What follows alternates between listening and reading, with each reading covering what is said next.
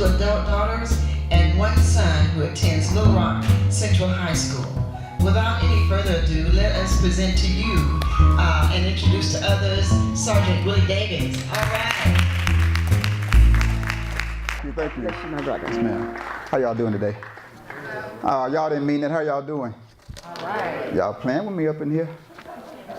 One more again. How are y'all doing today? Well, it's not every day I get a chance to share the stage with the Queen. Queen, yeah. I appreciate that. Yeah, sharing the stage with the Queen. She kept saying that dynamic stuff. I got kind of nervous. I don't know about dynamic. I know about being real. Again, I really thank Ms. Williams for reaching out to me to engage you guys just for a little moment, if I can.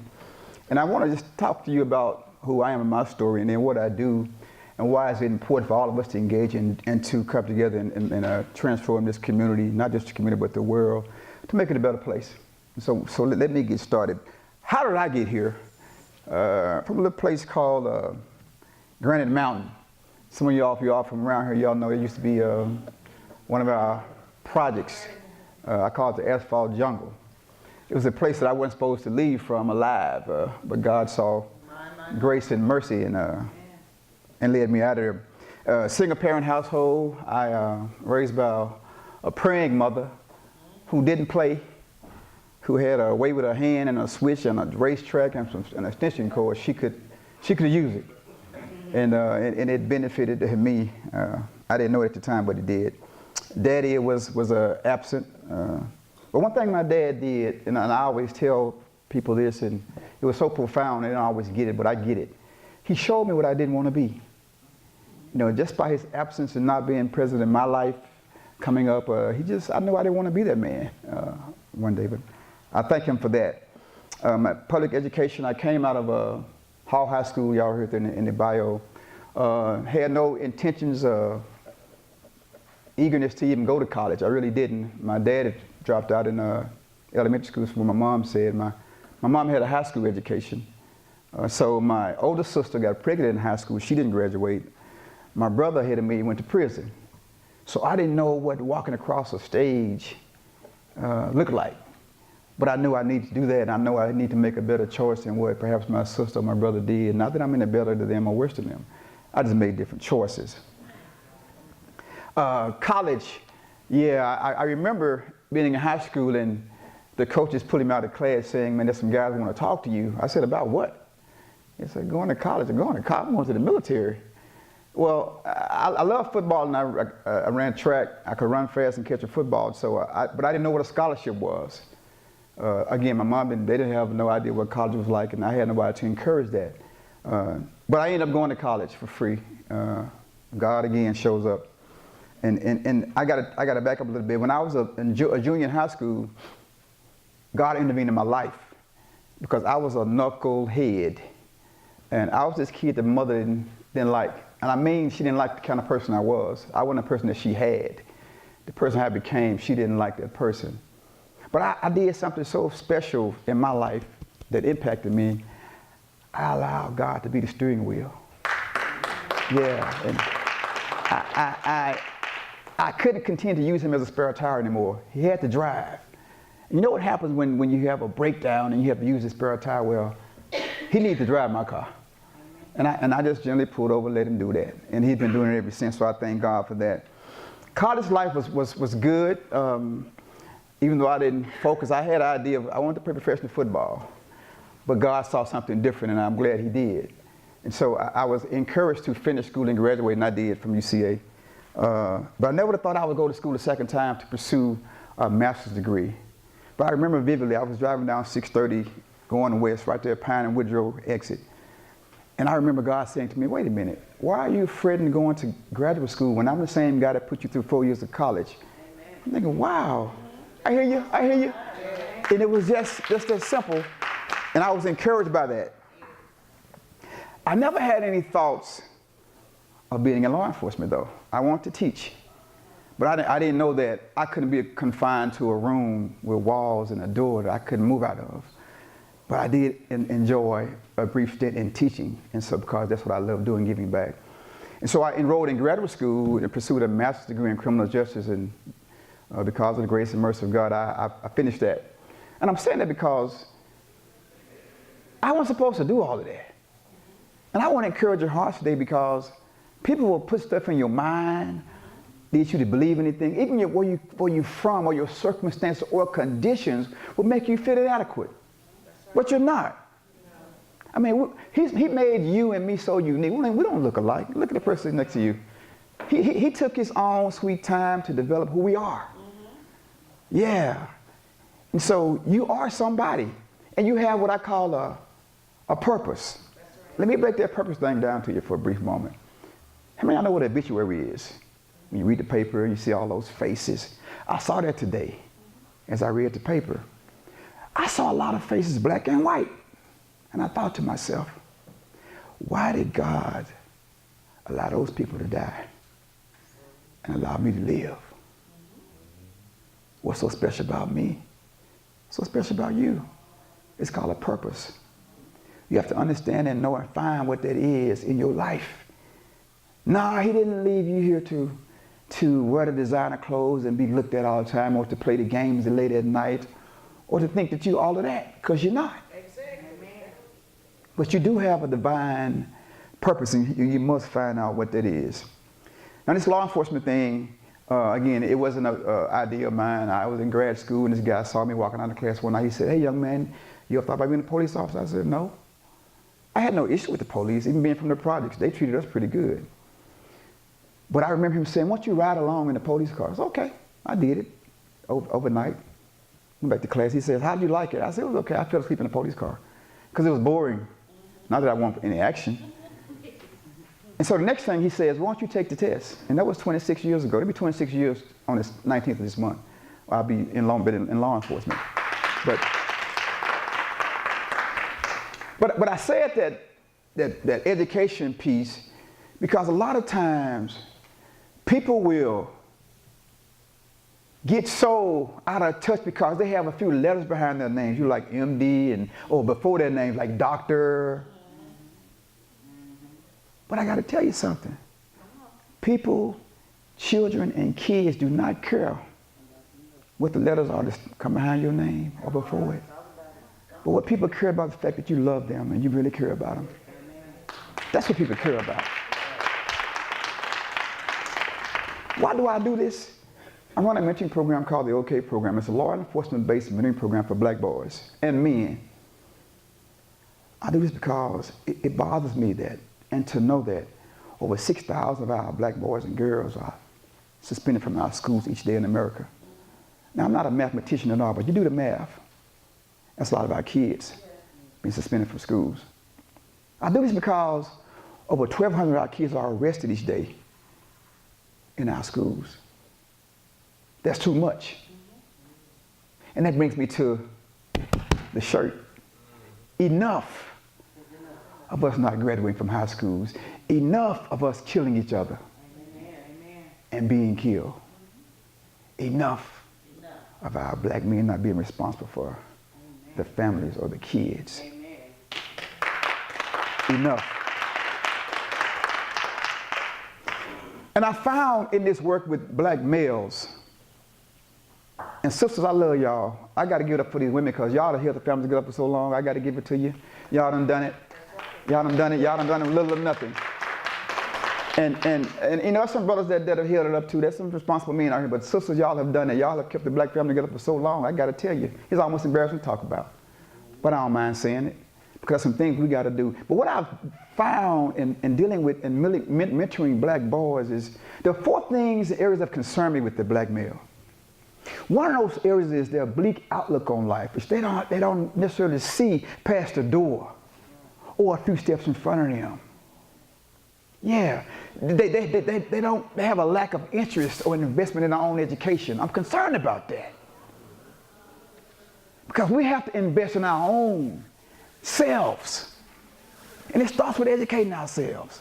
The other thing that concerns me is our unchecked aggression. I'm gonna say it again in slow motion. It's their unchecked aggression, which means in 2017, if he tell you, nigga, I'm gonna kill you, he gonna kill you.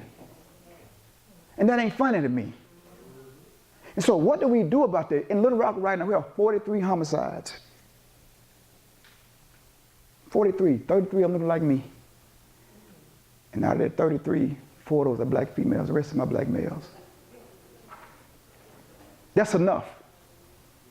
That's enough. The other thing is the infatuation with prison life. Let me break that down for you. I don't mean that these guys wake up in the morning time, you know how you get dressed, oh boy, I'm going to prison today. I can't wait. Put them handcuffs on. You know, like getting in the car with Q-Tip and them, and Q-Tip ain't got no driving license. Q-Tip don't even own a car. So whose car is it? It's stolen. That's what I'm talking about. I'm talking about instead of me getting a job, because there's a direct correlation between education and incarceration, people. I'm gonna take your stuff. I'm gonna get so good at it, I think I'm slick enough to not get caught. And it don't work that way. They ain't stopped building prisons, brothers and sisters. And they have not shut a funeral home down yet. So enough of us occupied in prisons and jail cells and graveyards. That's why I do this. Why is it important for us to achieve? Why is it important for us to be present in our kids' life? Watch this. Engage me for a second on knock knock. If I say knock knock, you say what? Knock knock. What? Knock knock. What?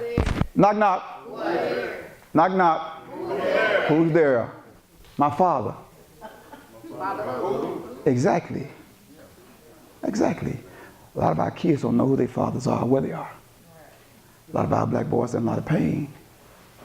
You know, Anthony, I'm going to put it in a song where I'm from. He said, I'm sitting here, I guess I didn't make bail. I got time and a story to tell. It started when I was 9 years old. I woke up and Daddy was gone. I started hustling and you couldn't tell me nothing. Running in the streets trying to be somebody.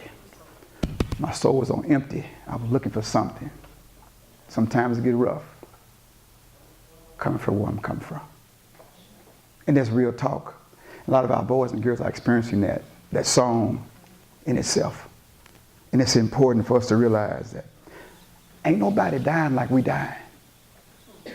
It's not. When you think about we are, and let me say this first, because a lot of people don't believe this.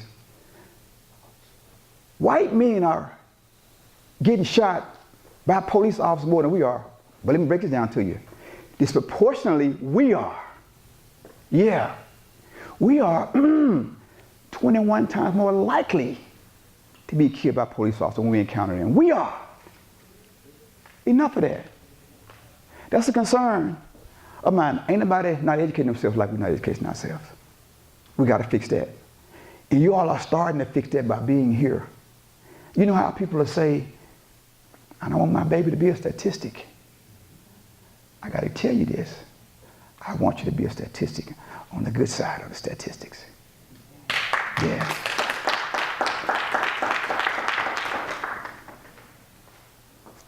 It's the education piece. We have to get past the 54 to 55% mark in graduation rates. How do we do it? By doing what y'all doing. And by encouraging yourselves and encouraging others. Because our kids got to see us doing what? Achieving and doing good things and positive things. And if I had to highlight or sum some things up in songs with titles, like Marvin Gaye, y'all know who that is. He said, what's going on? Yeah, I remember that. What's going on when kids are raising parents now instead of parents raising kids? Amen. Makes you want to holler and throw up both your hands when we killing each other like flies. Mercy, mercy me. Things ain't what they used to be. You think about that. You all have a challenge ahead of you. You all are accountable to what's going on, not in this room, not in your classroom, not in your home, but what's going on in society, in your community, in your neighborhoods. Always easy to sit back and say, man, somebody need to do something. But if you got a mirror, you gotta do like Michael Jackson said. Start with that person. And if you have a pretty clean mirror, you'll see that person that looks in the mirror looking just like you. And that's the person that it starts with, and you can start from, and you can make the difference. I never thought that I would be speaking in front of people, because I had a stuttering problem. Plus, I didn't want to do it. I never thought I would go to college and graduate twice. I didn't. But because of the God that I serve and that I believe in, and because of his grace and his mercy, and me getting out of his way, and letting him do his work, things start to come out and work out a lot easier for not only just me, because I didn't save myself, and he didn't stop with me. I ain't nobody, I'm just a rag trying to clean some boys up. I don't mind doing that, but I need your help. Our black girls need to see black women graduating and become responsible sisters, mothers. Our black boys need to see our black men achieving, not going to prison, not beating on women, being responsible and taking care of their kids when they have them. And we can't be ashamed to have that conversation with people that we say we love. Yeah, because what I do, it comes from a place called love. And it's not me, it's him. Dealing with black boys, dealing with somebody else's kids. Y'all know how they can be sometimes. I gotta be real with you about that. If it was me doing this, I'd have quit a long time ago. That's why I know God is in this business that I'm doing. But God could be in all of our lives. He pulled me over one day, like I told you. And he fixed me to where I was walking down a one-way street the wrong way. And you know what happens when you drive down the street the wrong way? Yeah, you're probably not going to survive that. If you do, you're not going to be the same. So I encourage your hearts today to continue doing what you're doing, whatever that is. And always, always put God first. He shouldn't be sitting in the back seat of nobody's car. I want to leave you with 8 most powerful words that you can ever know in the human language. I don't know what happened to them. Yes, ma'am. No, ma'am. Yes, sir. No, sir. Please. Thank you. You're welcome. And excuse me. What happened? What happened? What happened? I can tell you what happened. Ain't nothing wrong with our children. Something wrong with our grown folk. I will. Ain't nothing wrong with our children. Something wrong with our grown folk. We done been young. They hadn't been old. We got to do our job. We got to be responsible. We got to be accountable. I'll drop the mic on this. Thank y'all for having me.